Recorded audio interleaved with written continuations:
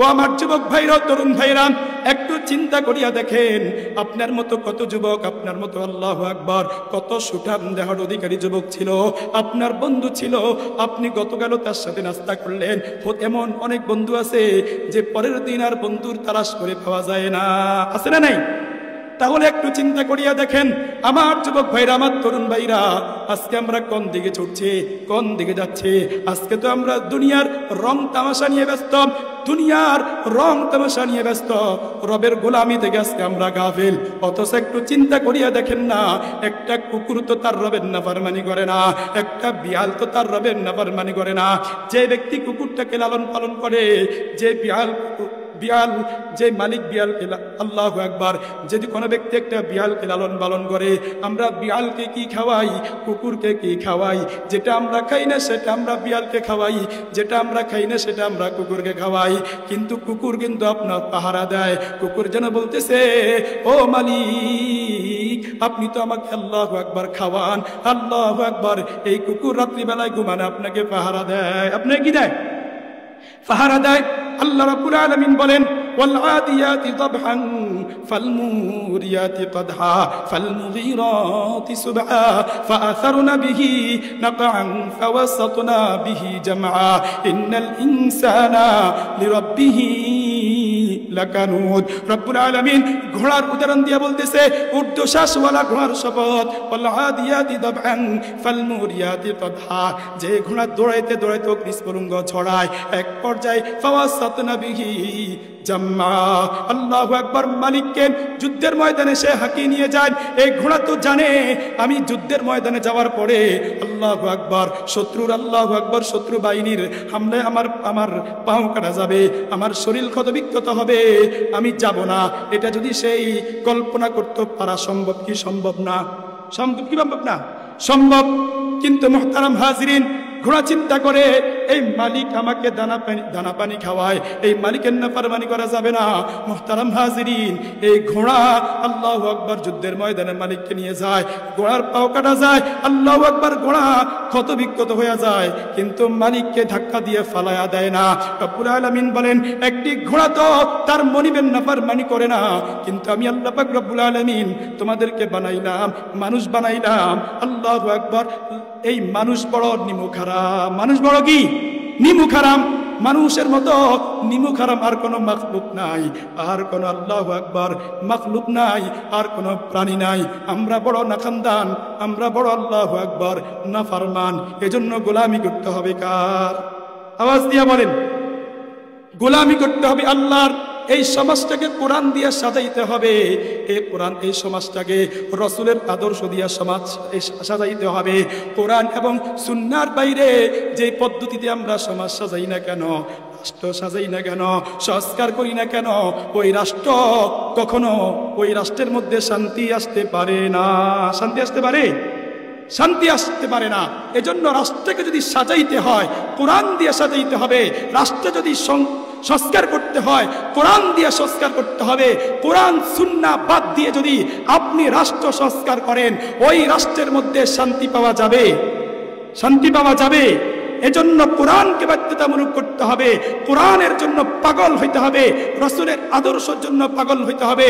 আল্লাহ এবং আল্লাহর রসুলের আদর্শ দিয়ে যে আমরা সমাজ সাজাই, ওই সমাজের মধ্যে শান্তি আসবে কি আসবে না?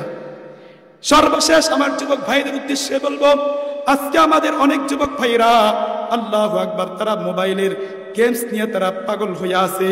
কেউ পাবজি নিয়ে পাগল হইয়া আছে, কেউ ফ্রি ফায়ার নিয়ে পাগল হইয়া আছে, কেউ আল্লাহু আকবার ক্রিকেট নিয়ে পাগল হইয়া আছে, কেউ ফুটবল নিয়ে পাগল হইয়া আছে। ও আমার যুবক ভাইরা, তরুণ ভাইরা, আপনারা হলেন আগামী দিনের ভবিষ্যৎ, আপনারা হলেন আগামী দিনের সূর্য সন্তান। আপনাদের আমল যদি সুন্দর হয়, আপনাদের চরিত্র যদি সুন্দর হয়, আপনাদের ব্যক্তিগত জীবন যদি সুন্দর হয়, তাহলে সমাজটা সুন্দর থাকবে।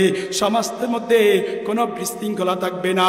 যেই সমাজের মধ্যে যুব সমাজ যত বেশি সুন্দরভাবে জীবনযাপন করবে, ওই সমাজ তত বেশি সুন্দর থাকবে। যেই সমাজের যুবক যুবতী যত বেশি চারিদিক দিক থেকে উন্নত, ওই সমাজ তত বেশি উন্নত। আর যে সমাজের যুব সমাজের কোনো চরিত্র নাই, যে সমাজের যুবক যুবতী আল্লাহু আকবার অবৈধ রিলেশন নিয়ে ব্যস্ত, অবৈধ কাজকর্ম নিয়ে ব্যস্ত, ওই সমাজের মধ্যে নিকৃষ্ট সমাজ আর হইতে পারে না। আর হইতে পারে? এই জন্য আমার যুবক ভাইরাম, আজকের এই মাহফিল থেকে হিম্মত গ্রহণ করতে হবে, অঙ্গীকারবদ্ধ হতে হবে।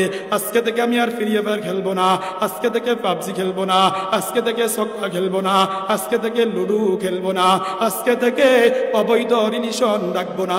মুহতারাম হাজিরিন, এত বেশি অবৈধ রিলেশন হইতেছে, আগের যুগের মানুষ এটা কল্পনা করতে পারে না। কিন্তু বর্তমান যুবকদের এত চরিত্র, এত অবনতি হয়েছে। আল্লাহু আকবার, 10 বছরের বাচ্চা পর্যন্ত সেই অবৈধ রিলেশন করে। 12 বছরের বাচ্চা দেখা যায় সে কি করে, বিবাহ শাদী করে। এমন নজির আমাদের সমাজের মধ্যে আছে না নাই? আছে না নাই?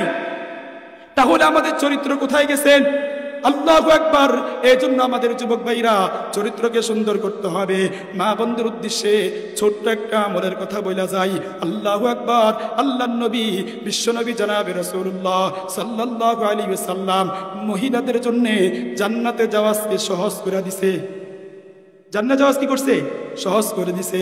আল্লাহর নবী বলেন, যে মহিলা 4টি কাজ করবে, 5 ওয়াক্ত নামাজ পড়বে, রমজানের রোজা রাখবে, স্বামীর খেদমত করবে, আল্লাহু আকবার, লজ্জাস্থানের হেফাজত করবে, এই 4টি কাজ যে মহিলা করবে, আল্লাহ পাক রব্বুল আলামিন ওই মহিলাকে জান্নাত দান করে দিবেন। কি দান করবেন? কয় কাজ? তাহলে আমার মা বোনেরা মনোযোগ দিয়ে খেয়াল করেন। আল্লাহর নবী, বিশ্বনবী জনাবে রাসূলুল্লাহ সাল্লাল্লাহু আলাইহি ওয়াসাল্লাম বলছেন, যে মহিলা 5 ওয়াক্ত নামাজ পড়বে, রমজানের রোজা রাখবে, স্বামীর খেদমত করবে, লজ্জাস্থান হেফাজত করবে, আল্লাহর নবী বলেন ওই মহিলার জন্য জান্নাতের 8টি দরজা উন্মুক্ত করে দেওয়া হবে। ওই মহিলা জান্নাতের যে দরজা দিয়ে ইচ্ছা জান্নাতে প্রবেশ করতে পারবে। বলেন সুবহানাল্লাহ। আর আল্লাহু আকবার। আল্লাহর নবী, বিশ্বনবী জনাবে রাসূলুল্লাহ সাল্লাল্লাহু আলাইহি ওয়াসাল্লাম বলছেন, মান ক্রাআ আয়াতাল কুরসি ফি দুবরি কুল্লি সালাতিন মাকতুবা লাম ইয়ামনাহু মিন দুখুলিল জান্নাহ ইল্লা আন ইয়ামুতা। আল্লাহর নবী, বিশ্বনবী জনাবে রাসূলুল্লাহ সাল্লাল্লাহু আলাইহি ওয়াসাল্লাম বলছেন, আল্লাহু আকবার, যে ব্যক্তি 5 ওয়াক্ত ফরজ নামাজের পরে আয়াতুল কুরসি পাঠ করবে, ওই ব্যক্তি মৃত্যুবরণ করতে দেরি, জান্নাতে প্রবেশ করতে দেরি করবে না। তাহলে আমল পাইছেন নি? আপনাদের জন্য কি আমল? সবার জন্য 5 ওয়াক্ত নামাজের পরে আয়াতুল কুরসি পাঠ করবেন, এরপরে 10 বার পড়বেন সুবহানাল্লাহ, 10 বার পড়বেন আলহামদুলিল্লাহ, 10 বার পড়বেন আল্লাহু আকবার। আল্লাহর নবী, বিশ্বনবী জনাবে রাসূলুল্লাহ সাল্লাল্লাহু আলাইহি ওয়াসাল্লাম বলছেন, যে ব্যক্তি 5 ওয়াক্ত ফরজ নামাজের পরে 10 বার পড়বে সুবহানাল্লাহ, 10 বার পড়বে আলহামদুলিল্লাহ, 10 বার পড়বে আল্লাহু আকবার, ওই ব্যক্তি সোজা জান্নাতে চলে যাবে।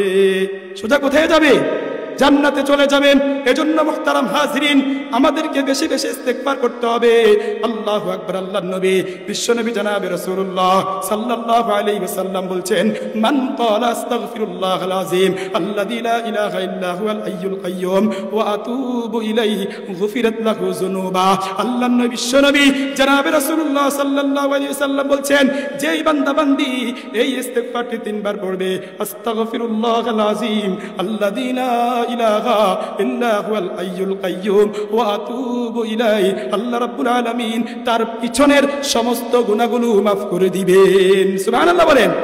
শুধু তাই না, ওই মানুষের গুনাহ যদি সমুদ্রের ফেনা পরিমাণ হয়, আল্লাহর নবী বলেন, শুধু এই ইস্তেগফারটি 3 বার পড়বে, সাথে সাথে রব্বুল আলামিন তার গুনাহগুলোকে মাফ করে দিবেন। শুধু তাই না, আল্লাহ রাব্বুল আলামিন যখন তওবার বদৌলতে, ইস্তেগফারের বদৌলতে কোন ব্যক্তির গুনাহগুলো ক্ষমা করেন, শুধু ক্ষমাই করেন না, তার এই আল্লাহু আকবার গুনাহগুলোকে নেক দ্বারা পরিবর্তন করে দিবেন।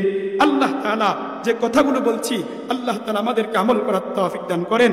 ওয়া আখিরু দাওয়ানা আনিল হামদুলিল্লাহি রাব্বিল আলামিন।